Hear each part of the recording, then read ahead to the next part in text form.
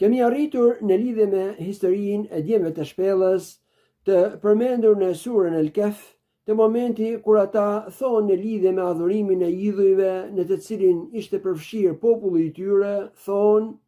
"Laula ya'tuna 'alayhim bisultanin bayyin", sikur ata të sillnin në lidhje me adhurimin e tyre ndonjë argument të qartë dhe të dukshëm.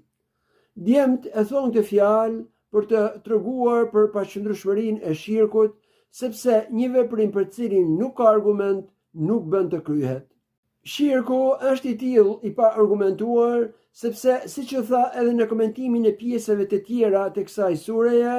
nuk ka për të as argument logjik, as argument ligjor dhe madje qëndron në të kundërtën e natyrës njerëzore,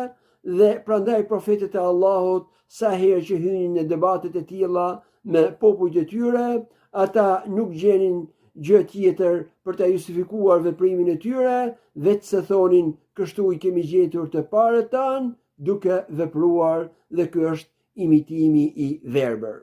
Atëherë, domethënia e kësaj pjese të këtij ajeti është: nuk ka gjë më të keqe se sa imitimi i verbër i të tjerëve, sepse imitimi i të tjerëve do të thotë të bësh si veprimi i tyre, pa e futur në punë logjikën nëse ai veprim është i drejtë apo i gabuar, i dobishëm apo i dëmshëm. Kjo i ka humbur njerëzit në të kaluarën dhe vazhdon t'i humb edhe sot e kësaj dite, prandaj kujdes nga imitimi i verbër.